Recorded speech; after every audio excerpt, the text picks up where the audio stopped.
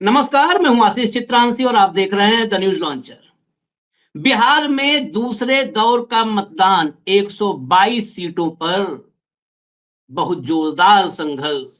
पहले फेज के जो रुझान मिले, उन रुझानों से दिल्ली वालों के चेहरों पर हवाइयां उड़ रही हैं। अब 122 सीटों पर मतदान से पहले फिर मामला फंस गया है। इस बार मामला जस्टिस गवई के सामने गया है, चीफ जस्टिस ऑफ इंडिया। सवाल है क्या एफआईआर होगी? आप सोच रहे होंगे किसके ऊपर एफआईआर, क्या मामला? सुप्रीम कोर्ट में मोदी के डिप्टी सीएम के खिलाफ मामला गया है और तत्काल एफआईआर दर्ज करवाने की, इस पर सुनवाई करके एफआईआर दर्ज करने के आदेश देने की मांग की गई है। मैं आपको खबर दिखा देता हूं। भैया खबर लाइए जरा फटाफट, तो बस हेडलाइन दिखाना है ताकि आपको यकीन रहे कि हाँ खबर छपी है। हालांकि वो कहीं छपी है, पीछे छपी है, दबी है, वो छोड़ दीजिए।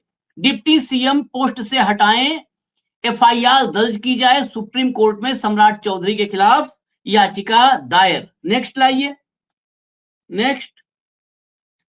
कभी नाबालिग तो कभी 25 से अधिक उम्र, सम्राट चौधरी के खिलाफ सुप्रीम कोर्ट में याचिका दायर।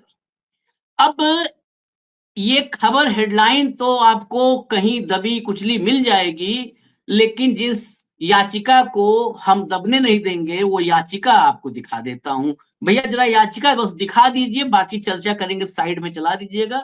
अभी याचिका दिखा दीजिए, बस लाइए, जल्दी से लाइए, फटाफट लाइए भाई। याचिका देखिए। ये सुप्रीम कोर्ट में सीधा सीजेआई को, चीफ जस्टिस ऑफ इंडिया को जो है करते हुए ये पिटीशन दाखिल की गई है।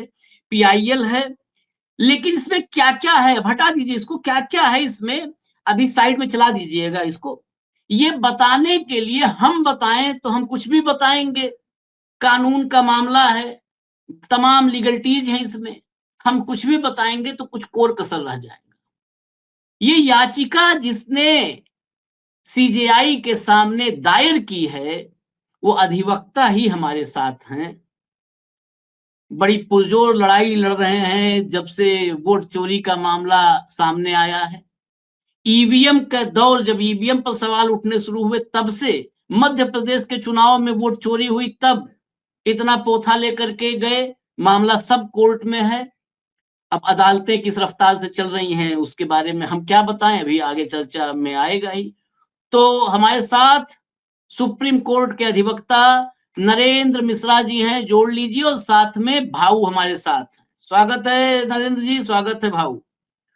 अब नरेंद्र भाई कहने में डर ही लगता है कि नरेंद्र भाई हमारे साथ हैं, क्योंकि नरेंद्र भाई जब साथ होते हैं तो फिर हाँ दिक्कत होती है।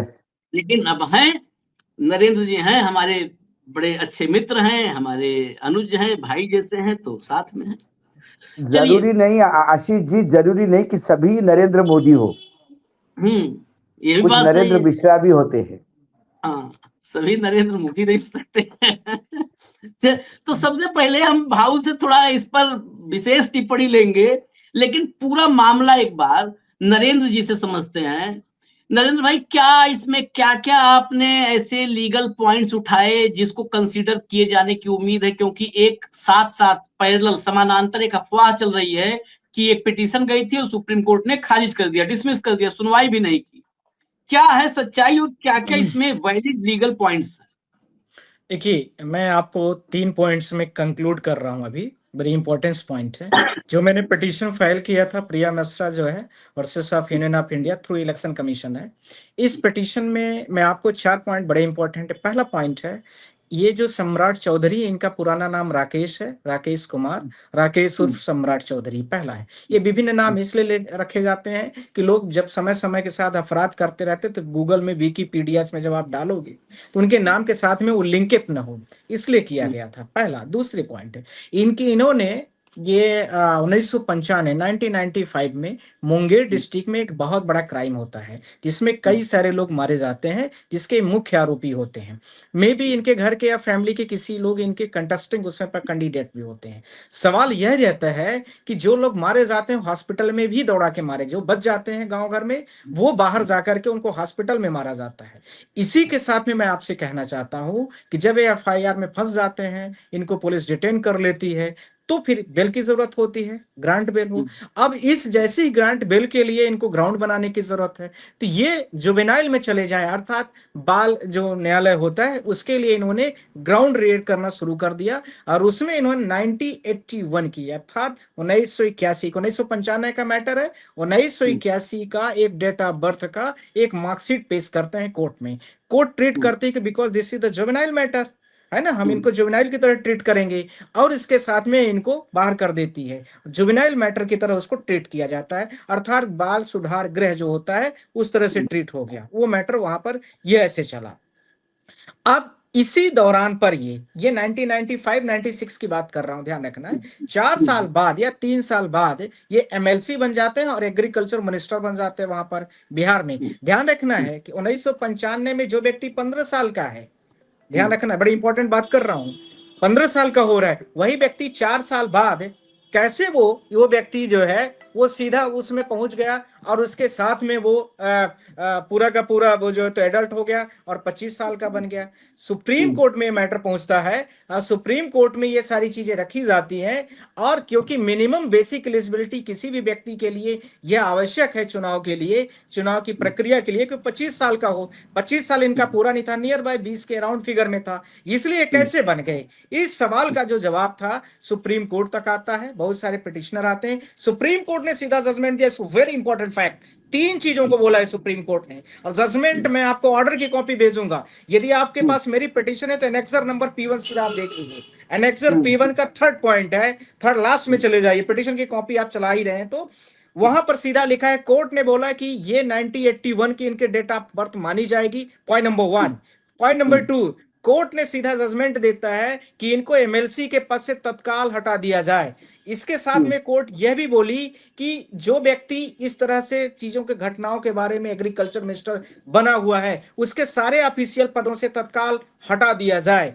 ये तीनों जजमेंट की कॉपी 16/10 जो है 16/10/2003 को सिविल अपील नंबर 8585/2002 अर्थात 2002 में ये मैटर को फाइल किया गया था, और सुप्रीम कोर्ट ने इसका जो जजमेंट किया था, एनेक्सर P1 हमारे पिटीशन का पार्ट है, वहां पर ये 2003 में 16 अक्टूबर 2003 को इसका जजमेंट पारित कर दिया गया और उनको तत्काल मंत्री पद से हटा दिया गया, एमएलसी के पद से तत्काल बाहर कर दिया गया, ऑफिशियल जितनी सारी चीजें थी उसे भी बाहर कर दिया गया।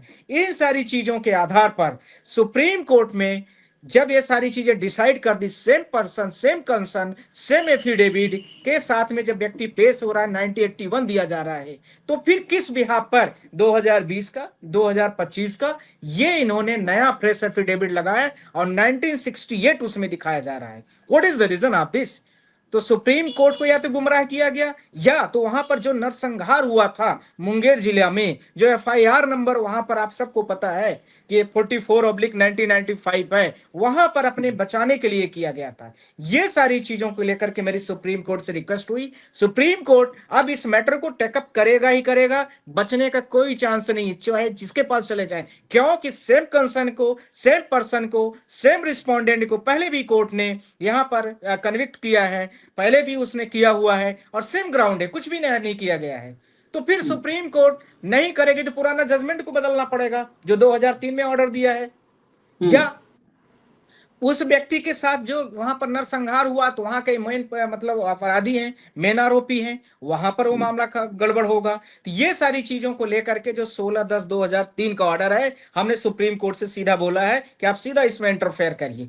सवाल यह था कि ये जैसे ही खबर पूरे मीडिया में आप लोगों के माध्यम से या बड़े चैनलों के माध्यम से फैली, तो बीजेपी ने अपनी ट्रायल मीडिया लगा करके वो सारी चीजों को, जो 4 नामों से राकेश कुमार, राकेश उर्फ उर्फ सम्राट चौधरी, सम्राट चंद्र मौर्य, ये सब विभिन्न नामों से जाना गया, उसके सारे के सारे जगह पर फेक न्यूज फैलाई गई कि यह मैटर डिसमिस्ड हो गया। आज मेरे पास 12 बजे समाचार आया, मुझसे बहुत सारे बिहार के लोगों ने फोन भी किया, मैंने उनको बोला कि ये हमारा मैटर नहीं है भैया, ये फेक न्यूज चलाई जा रही है। हमने उनको अपनी सारी डायरी नंबर, पीएस नंबर सब कुछ सबमिट किया। मैं बोला आप लोग ही जनता को बता सकते हैं किस लेवल पर जो लोग जा करके झूठ बोलते हैं। अब इस केस में इनका कहीं कोई बचने का चांस नहीं है। इनका ध्यान रखना है कि जो सेक्शन पीपल्स रिप्रेजेंटेशन एक्ट का 125 ये है, वो स्पष्ट तरीके से कहता है कि कोई भी व्यक्ति गलत, फोर्ज, ये सारी चीजें करता है, जो कि सुप्रीम कोर्ट ने सेम टाइम पर 2003 के ऑर्डर में, 16 अक्टूबर वाले ऑर्डर में पहले भी कर चुका है। तो इनको करना तो तय है, इसमें कहीं कोई बचने के चांसेस अब नहीं है। ये आपको मैं पहले से बता दे रहा हूं, ये जो भी करना है कर ले, इनका नॉमिनेशन भी रिजेक्ट होगा। आज ही मैं आपके सामने बोल रहा हूं, क्योंकि ये ग्राउंड ही ऐसा फंसा हुआ है। इसमें कोई ऐसा हो कि फ्रेश पिटीशन है, मान लीजिए फ्रेश पिटीशन है, कोर्ट कुछ कह सकती थी, पहले कोर्ट ने जजमेंट कर दिया है और उसका फॉलोइंग कराना है बस। अब इस व्यक्ति ने नहीं किया है। सोशल मीडिया के जितने प्लेटफॉर्म है, विकीपीडिया इनका, मैं एनेक्सर P4 देखिए, आप पिटीशन में आप देख रहे होंगे तो वहां पर देखिए इनका सम्राट चौधरी, ये सारे नाम लिखे गए। उसके साथ में देखेंगे डेट ऑफ बर्थ लिखी जा रही 1968, कहीं पर भी इन्होंने एक शब्द भी मेंशन नहीं किया कि मैं 1981 का डेट ऑफ बर्थ है, मेरा बॉर्न है। तो फिर उस वहां पर जितने लोग थे मुंगेर जिला में, जहां पर नरसंहार हुआ है, जहां पर ऐसे लोगों को, आरोपियों को लोग वोट दे रहे हैं, उनके मन में ये बातें नहीं आज तक पहुंची होंगी जो आपके चैनल के माध्यम से पहुंचेगी। जनता को जो पता चलेगा कि यह व्यक्ति कितना मैनिपुलेट करता है, बीजेपी कितना झूठ बोल करके अपनी हमारी ये पिटीशन के बारे में झूठा न्यूज फैला रही है, जिससे वहां वोट बैंक में कोई गड़बड़ी न आए, जिससे वोट बैंक में कोई कन्वर्सेशन में दिक्कत ना हो, बीजेपी के कैंडिडेट स्टार प्रचारक की एलिगेशन सामने ना आ पाए, ये सारी चीजें की गई हैं, पर ये बच नहीं सकते आशीष जी। भाऊ, जी। दो खबरें हमने दिखाई आज तक, टीवी9 की हेडलाइन, और फिर आपको पिटीशन दिखाई। जो अफवाह फैलाया जा रहा है वो, मैं भास्कर इंग्लिश पर मेरे सामने वो खबर खुली है, उसमें लिखा है SC डिसमिसेज petition seeking Samrat Choudhary disqualification over age discrepancies, top court slams misuse of judiciary's time, BJP calls it a victory for truth. इसमें नीरज कुमार हैं, उन्होंने स्टेटमेंट दिया है, a victory for truth and justice, इसको बताते हुए कि केस डिसमिस हो गया है। और बाकायदे अंदर लिखा हुआ है खबर में कि 2 जजों की bench, the case was heard by 2 benches. हालांकि ये भी क्लियर नहीं है 2 बेंचेज क्या होगा, एक ही बेंच सुनी होगी, 2 जज की होगी, 2 benches of the supreme court. Right, very good, हाँ, करेक्ट। और जज का नाम भी नहीं लिखा है, लिखा है कि the case was heard by 2 benches. Yes, एक बेंच सुनेगी, जज तो हो सकता है। दूसरी बात है आशीष जी, दोपहर के टाइम पर हम सारे मीडिया चैनल वाले वहां बैठे, बोले मिश्रा जी आपके पिटीशन को क्या हो गया, ये तो कोर्ट ने ऐसा कर दिया। तो सब लोगों ने बोला ये तो फेक न्यूज है यार, हमारे पास आई, मैंने आपको भी उसी को वो करके दिया, क्योंकि वो कोर्ट की लैंग्वेज नहीं है, वो फेक न्यूज है, और उसको समराइज करके AI वगैरह जैसे भी करके बनाया गया हो, वो सारी चीजें हैं। किस मैटर किस कोर्ट में लगा, हमने पूरी रजिस्ट्री से भी पता कराया कि सिमिलर मैटर में भी कोई और भी फाइल किया हो, हैदराबाद का कोई कैंडिडेट उसमें लिखा हुआ था, तो वो सब कुछ झूठा था। ऐसा कोई भी सिमिलर मैटर आज today did not listed to there in supreme court in this month is also. इस महीने में कोई ऐसा लगा भी नहीं, नवंबर में भी, अक्टूबर में भी। जी भाऊ, देखिए आशीष, कल वोटिंग है सेकंड फेज का। आपका उप मुख्यमंत्री झूठा साबित होता है, एक हत्याकांड से बचने के लिए अपने आप को नाबालिग बताता है, और यदि वो नाबालिग है ऐसा सर्वोच्च न्यायालय ने माना तो उसकी 1981 की जन्म तारीख जो है उसी को रेखांकित किया सर्वोच्च न्यायालय।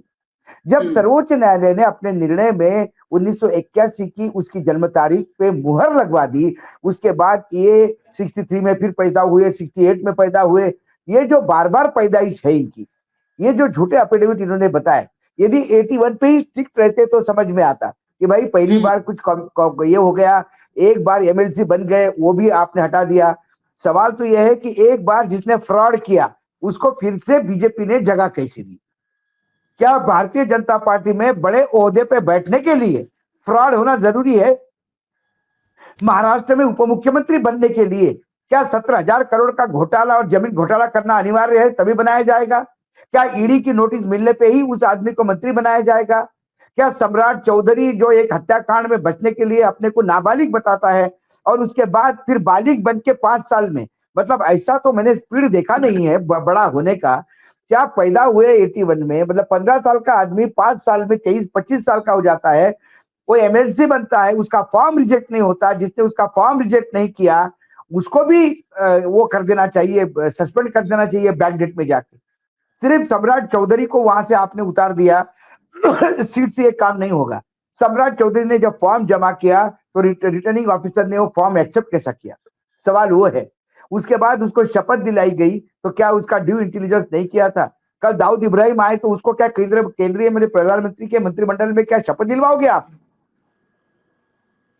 ये घोर अपराध है, ये प्रजातंत्र के साथ घटना मजाक है। आप उप मुख्यमंत्री करके प्रोटोकॉल होता है, उस पुलिस वालों जो सैल्यूट करते होंगे उनकी आत्मा कितनी बार मरती होगी यदि वो जीवन में सही मायने में शपथ लेकर संविधान की पुलिस की ड्यूटी करता होगा तो। ऐसे झूठे और फरेब को, एक की जन्म तारीख उसको पता नहीं कब पैदा हुआ, जब चाहे तब 20 साल 25 साल का हो जाता है, जब चाहे तब 15 साल का हो जाता है। उसके पार्टी के जो सबसे बड़े नेता है प्रधानमंत्री, वो तो जन्म ही लेने की बात नहीं करते, वो तो सीधे ऊपर से टपकते हैं, नॉन बायोलॉजिकल बताते हैं अपने आप को। पूरे साइंस टेक्नोलॉजी को चैलेंज है आशीष। एक बात लेकिन कहूंगा, एक बात, जब आपने इतना उम्र वाला कहा 68-81 पता ही नहीं चल रहा है, चलिए सम्राट चौधरी तो फिर भी बहुत छोटा एग्जाम्पल हुआ।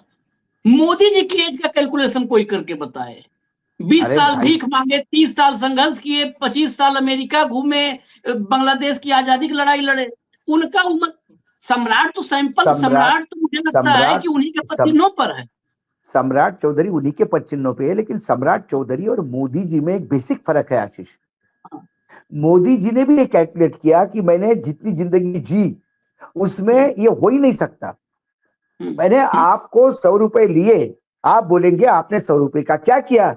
मैं बोलूंगा 50 रुपए के मैंने अमरूद खरीदे, 50 रुपए के मैंने गुलाब जाम खरीदे, फिर मैंने 50 रुपए की जलेबी खरीदी, फिर मैंने 50 रुपए के गोलगप्पे खरीदे। आप बोलेंगे भाई साहब मैंने 100 दिए थे आप, यही बोलूंगा ना। तो मेरा चोरी पकड़ी जाएगी जब मुझे पता है। मोदी जी ने जब अपना पूरा लाइफ स्पैन सारे इंटरव्यू इकट्ठा करके देखा तो वो तो श्री कृष्ण से भी ज्यादा उनकी उम्र हो गई, 125-150 साल से। फिर उन्होंने उसका तोड़ निकाला। कोई सवाल पूछे इसके पहले बता दे कि मैं नॉन बायोलॉजिकल हूं, मैं अवतरित हूं। और जिसने अवतार लिया है उसकी उम्र नहीं देखी जाती। फिर ये नॉन बायोलॉजिकल कब अवतार लिया पता ही नहीं किसी को, तो उन्होंने अपने आप को नॉन बायोलॉजिकल बता दिया। लेकिन ये सम्राट चौधरी बायोलॉजिकल होते हुए कैसा ऐसा पैदा होता है, बार बार गलत अलग अलग टाइम पे पैदा होता है। ये जब हत्या का आरोप लगता है तो छोटा जल्दी पैदा हो जाता है, जब चुनाव लड़ना होता है तो फिर पहले पैदा हो जाता है। ये चुनाव के अनुसार पैदा होने वाले व्यक्ति शायद पहली बार देख रहा हूं मैं।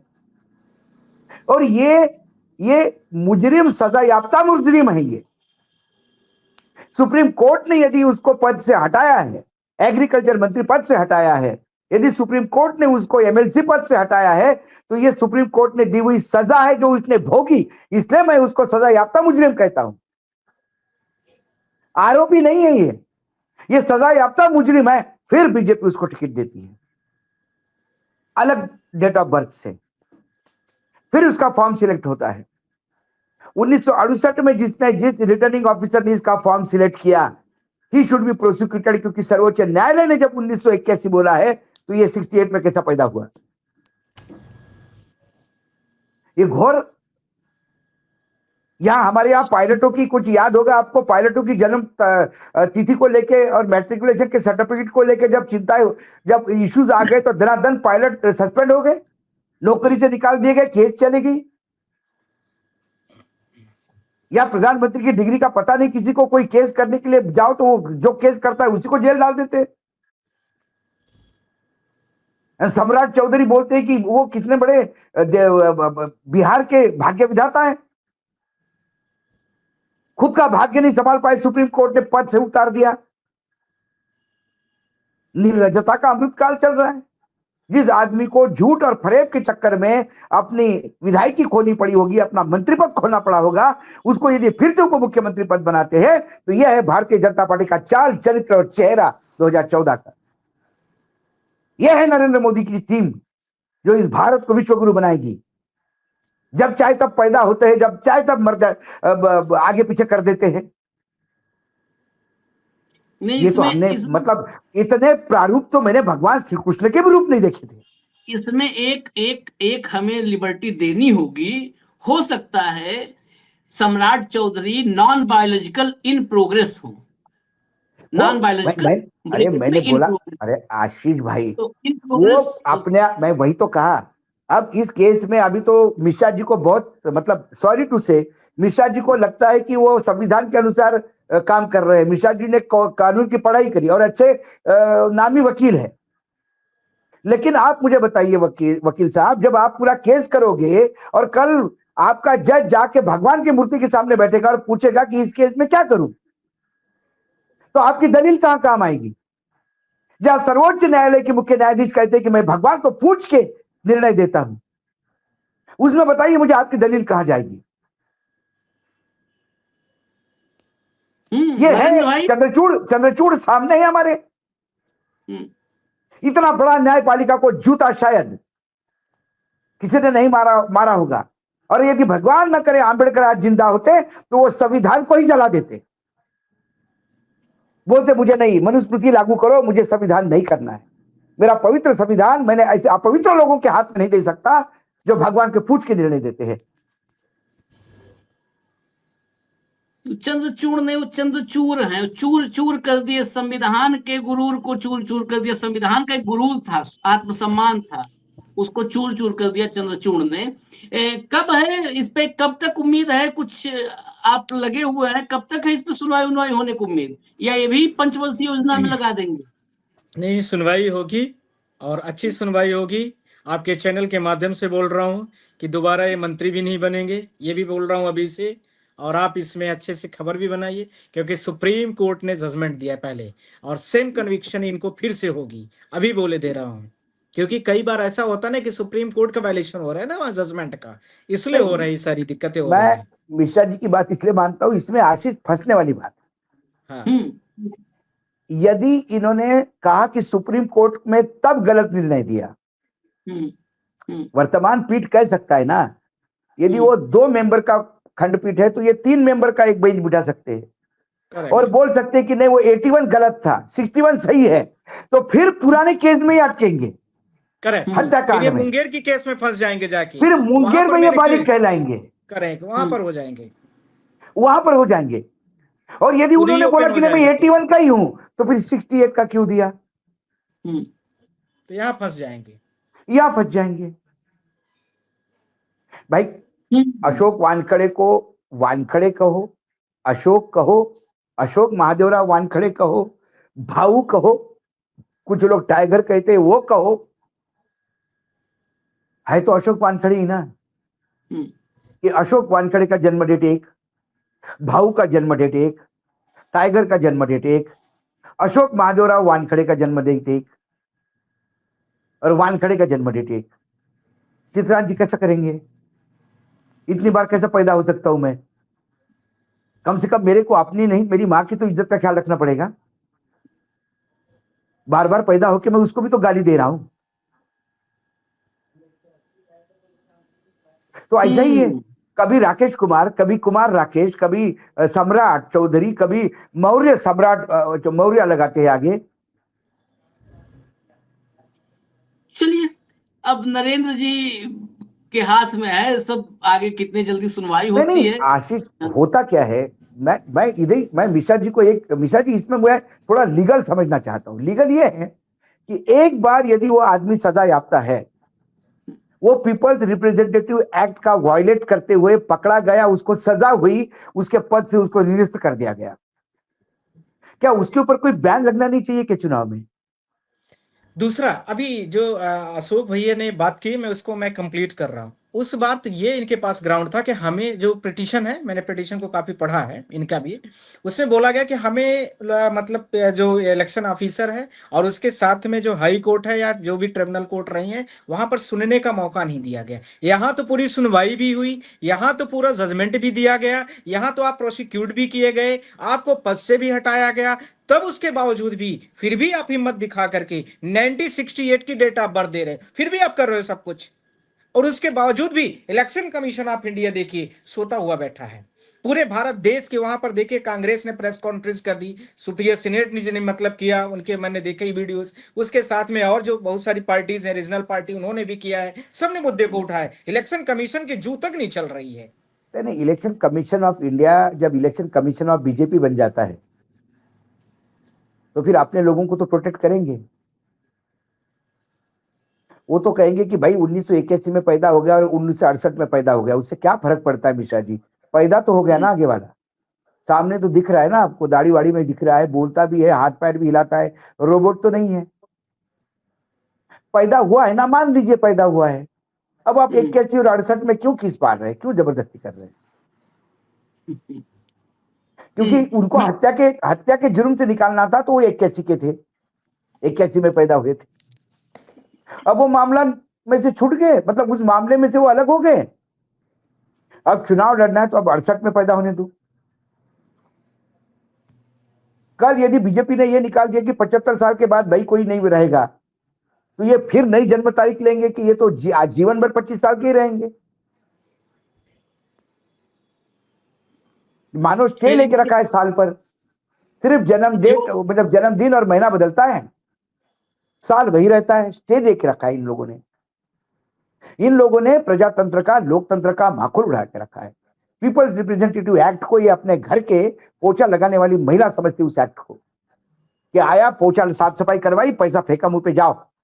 अरे उसको भी डिग्निटी है, वो भी अपना लेबर दे के पैसा कमाती है, लेकिन आप तो उससे भी नीचे गए गुजरे हो। और उसके बाद सीना जोरी देखिए, सजा याफ्ता मुजरिम बोलता है कि ये लोग जंगल राज है। जंगल राज जिसको कहते हैं आशीष, ये जंगल राज का द्योतक है कि सजा याफ्ता मुजरिम फिर से चुनाव लड़ता है और फिर उप मुख्यमंत्री बनता है। इनके विकिपीडिया में भी है, मैं विकिपीडिया से भी बता दूं, इनके विकिपीडिया में भी है 19 मई 1999 से 16 नवंबर 1999 तक ये बिहार सरकार के कृषि मंत्री थे, एमएलसी थे।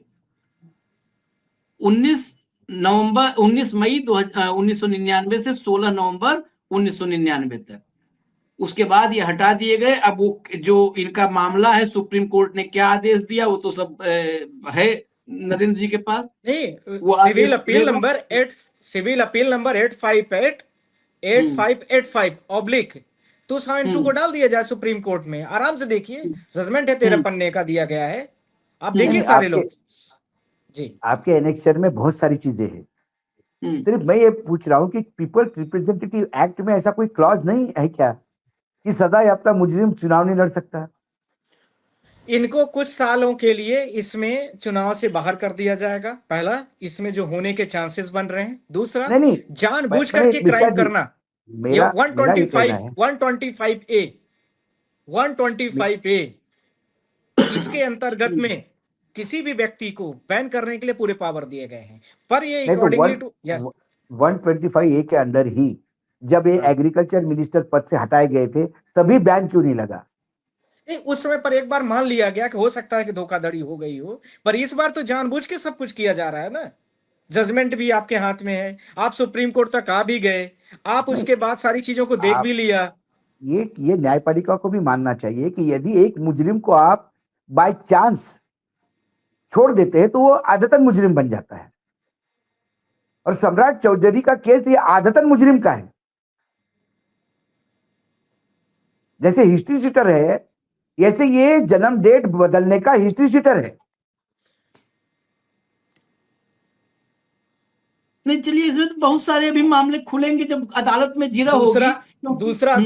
दूसरा हम इसमें अभी आपने ओपन किया है मैं उसको सोचा था कि कोर्ट में वहां ग्राउंड पर बात करेंगे, ओपन मीडिया में नहीं आना चाह रहा था। इन्होंने जो अपनी डिग्रीज की भी बात की है, कामराज यूनिवर्सिटी से मैंने किया है, ये डॉक्टरेट डिग्री है, 12वीं 10वीं पास नहीं है, ये सब दुनिया भर की बहुत सारी बातें हैं। उसमें यदि हम आएंगे, एफिडेविट हाफिडेविट आया है बन के, आप सब लोग तो रोज यही करते हैं, हम तो उसमें कम विशेषज्ञ हैं, ये सब मुद्दे आएंगे। पर मुझे पहले उसको प्रोसिक्यूट कराना है कोर्ट से। मेरा सिर्फ एक टारगेट है, जब तक सही को सही है सही कहा जाएगा, गलत है तो गलत है, चाहे वो किसी भी पार्टी का व्यक्ति हो, हमारे घर का हो, आपके घर का हो, किसी भी पार्टी का व्यक्ति विशेष है, उससे हमारा कोई लेना देना नहीं है। मुजरिम मुजरिम है। जब मुंगेर में इतने इतने लोगों को क्राइम किया है, इतने लोगों का मर्डर किया है, जानबूझ के किया है, जो बेचारे जिंदा बचे, हॉस्पिटल में पहुंचे, हॉस्पिटल में घुस करके मारा, कितने बड़े लेवल पर ये घटना थी। पर मुझे बिहार के लोगों पर बड़ा वो लगा कि इतने बड़े लोग, इतने बड़े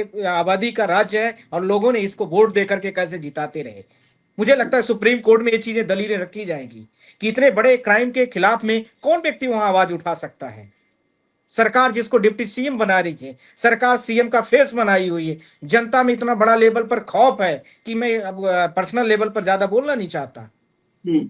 इसलिए मुझे ये चिंता थी कि ऐसे व्यक्ति को जरूर वहां पर अपराधी, आरोपी, और इसके साथ में परमानेंट इस पे बैन लगना चाहिए कि ये व्यक्ति कभी भी चुनाव न लड़े। जैसा कि अशोक वानखेड़े जी का भी ये हमसे क्वेश्चन रहा, ये हमारी दलीलों में होगा और आप वीसी में सुनेंगे भी इस चीज को, जिस दिन हम लोगों की दलीलें रहेंगी। मैं एक और स्क्रीनशॉट चलते चलते दिखाना चाहता हूं, ताकि क्योंकि वो जो सुप्रीम कोर्ट का 2003 का ऑर्डर है, वो तो जो भी लीगल फर्टिनिटी के लोग होंगे वो जाकर के देख लेंगे, सर्च कर लेंगे। लेकिन इसको प्रथम दृष्टया इस बात की सच्चाई मैं जागरण अखबार का ही एक कटिंग दिखा रहा हूं। इसमें सुप्रिया ने प्रेस कॉन्फ्रेंस किया था, सुप्रिया सेनेत ने पटना में, उसको स्क्रीन पर ले आइएगा। पटना में प्रेस कॉन्फ्रेंस करके सम्राट चौधरी के जन्म वर्ष 1968 और उम्र 56 घोषित करने पर कई सवाल उठाए थे, और उन सवालों में, अगर रेडी हो तो स्क्रीन पर लाइएगा, वो पूरे कटिंग दिखाना जरूरी है। उसमें सुप्रिया ने कहा था कि 16 अक्टूबर 2003 को सुप्रीम कोर्ट ने सम्राट चौधरी उर्फ राकेश कुमार की जन्मतिथि 1981 मानते हुए अपना फैसला दिया था। 16 अक्टूबर जो अभी बताया है जो है नरेंद्र जी ने, सेम वही 16 अक्टूबर 2003 का फैसला सम्राट चौधरी ने सुप्रीम कोर्ट ने सम्राट की उम्र जन्मतिथि 1981 मानते हुए फैसला दिया था, जिसके आधार पर इनकी उम्र 44 साल होनी चाहिए, जबकि हलफनामा में इन्होंने 56 वर्ष घोषित की है। यही पर्याप्त है प्रमाण। यानी ये कहीं पर भी जो जिस ग्राउंड पे गए हैं नरेंद्र जी लेकर के, वो ग्राउंड वाकई, जब सुप्रीम कोर्ट अपने ही फैसले में, सुप्रीम कोर्ट भी यहाँ पर फंसेगी। अगर सुप्रीम कोर्ट बचाने के लिए यहाँ पर भी कोई रास्ता निकालती है, तो सुप्रीम कोर्ट को भी बहुत, ऐसा नहीं कि बाईपास से निकल जाएंगे, आना पड़ेगा घूम के पतली गली में 2003 वाली। बाईपास से निकलने का रास्ता सुप्रीम कोर्ट के भी पास यहाँ पर नहीं है। हालांकि भाजपा के, एक बात और क्लियर करें इसमें, और भी आश्चर्यजनक है, भाजपा के दिवंगत नेता सुशील मोदी ने ही सम्राट चौधरी के उम्र फर्जीवाड़े को पकड़ा था। ये ध्यान रखिएगा नरेंद्र जी, मोदी ने ही पकड़ा था। हालांकि ये वाले मोदी नहीं, वो मोदी जो जेपी आंदोलन से निकले थे, वो मोदी ने सम्राट चौधरी की उम्र फर्जीवाड़े को पकड़ा था। और इसी निर्णय पर, सुप्रीम कोर्ट के इसी निर्णय के आधार पर परबत्ता से साल 2000 का निर्वाचन इनका रद्द कर दिया गया था और चुनाव अवैध घोषित हुआ था। दिखा दीजिए भैया, एक बार दिखा दीजिए, दर्शक खुद पढ़ लें। लाइए जरा, दिखाइए वो जो मैंने अभी दिया है उस स्क्रीनशॉट को दिखाइए फटाफट। आशीष जी, ये नरेंद्र मोदी जी की बीजेपी है, जहां अच्छा काम करने वाला किनारे लगाया जाता है, और ऐसे जो क्रिमिनल माइंडेड लोग हैं, मैं इसको क्रिमिनल माइंडेड लोग बोलता हूँ, जो 420 करते हैं, ऐसे लोगों को तवज्जो दी जाती है। ये नरेंद्र मोदी की बीजेपी है। क्योंकि सुशील कुमार मोदी अपने अंतिम समय तक कैसे हाशिए पे रखे गए थे, ये आप भी जानते हैं, हम भी जानते हैं, और बिहार की जनता भी जानती है। भैया चला दो इसको पूरा, भाई साहब चला दीजिए, निवेदन है चला दीजिए, लोग पढ़ लें, इसलिए दिखाया इसको ना, रोकने के लिए नहीं दिखाया। देखिए इसमें परबत्ता से साल 2000 में निर्वाचन रद्द किया गया और चुनाव अवैध घोषित किया गया। ये हालांकि उस दौर पर भी आज हम सवाल उठाते हैं, उस दौर पर भी एक सवाल तो उठता है, ये सवाल उठता है जिसका निर्वाचन रद्द हुआ, चुनाव अवैध घोषित किया गया, उसको कोई सजा नहीं सुनाई गई। आज की तारीख में मैं एक केस से तुलना करता हूं, आजम खां के बेटे अब्दुल्ला आजम के 2 जन्म तिथि का मामला आया, उसका राजनीतिक करियर खत्म कर दिया। इतने मुकदमे, अब्दुल्ला आजम स्वाल से विधायक, राजनीतिक करियर खत्म हो गया 2 जन्म तिथि के मामले में। वो भी पासपोर्ट में दिया गया था, है? और वो 6 तारीख को, अभी 6/11 को वो मैटर डिसमिस्ड हुआ। मैंने इंक्लोज किया है कोर्ट को कि in similar matters court is already taken an action से। उसके जो क्वेसिंग एफआईआर के लिए वो आए यहाँ पर 6 अक्टूबर को भी मैटर लिस्टेड था वो, और उसको डिसमिस कर दिया गया सिमिलर ग्राउंड। मैंने उसको जजमेंट मैंने इंक्लोज किया है, एनेक्सर P6 आप देखिए, उसमें पिटीशन में लगा है। सदस्यता चली गई, बहुत अच्छा किया आपने, मैं इसीलिए किया। अब्दुल्ला आजम की सदस्यता चली गई, उसको जेल काटा, इतना लंबा जेल काटा, ये तो न नरसंहार में जेल काटे और न फर्जीवाड़े में जेल काटे, दोनों में बच गया याद। अब सुप्रीम कोर्ट की वो तीन लाइनें जो सुप्रीम कोर्ट ने जजमेंट में बोला था, वो लास्ट पॉइंट में कोट कर रहा हूं आपके सामने, उसके बाद मुझे थोड़ा सा इजाजत चाहिए आपसे। कोर्ट ने बोला है, the constitution of the provide for the disqualifications a person can not be permitted to occupied any office. पहला जजमेंट में लास्ट पॉइंट पर है, कंक्लूजन में बोल रहा हूं, कोई भी ऑफिस का कोई भी ये काम नहीं करेगा, पहला पॉइंट दे रहा है। दूसरा, which is the disqualifies under the constitution, constitution संविधान के दायरे से इसको डिस्क्वालीफाइड किया जाता है। फिर कहा है कोर्ट ने इसके बाद नेक्स्ट पॉइंट पर, the endeavour of the court shall be there should be see same disqualified persons should not be hold the office but should not be hold the same time। न तो office करेगा और न ही किसी भी पद पर अभी आसीन रहेगा। नेक्स्ट कहता है, unseat a person qualified, therefore the court is the required the prosecute and custodian in the matter, thus the while seeing this the election of the representation act people, it is the not set aside and falsely ground would be also have the duty to see constitution and malafide the fulfilled। अर्थात election commission की भी गड़बड़ियां पाई गई, और यहां पर उसने court ने जिक्र भी किया है, साथ में पीपल रिप्रेजेंटेशन एक्ट का जो वायलेशन हुआ उसको भी किया है, और इनको ऑफिस से रिमूव कर दिया है। ये मैंने कोर्ट के लास्ट लाइन जो कंक्लूजन आता है उसको मैंने कोर्ट किया आपके सामने। इस आधार पर यही व्यक्ति, यही पिटिशनर, रिस्पोंडेंट यहाँ पर है, सेम पर्सन, सेम व्यक्ति, सेम डेट ऑफ बर्थ, कहां से बचेगा? कोई सवाल ही नहीं उठता। भैया 2 कानून है देश में, 2 कानून है, एकदम 2 कानून है।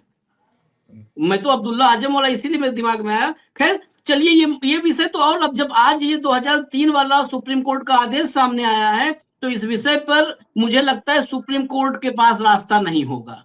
हालांकि आज मैंने लगाया पता नहीं क्या हो जाए, नहीं, अगर रास्ता नहीं होगा तो भी उस रास्ते पे हम लोग बैठेंगे और बहस करेंगे, चर्चा करेंगे।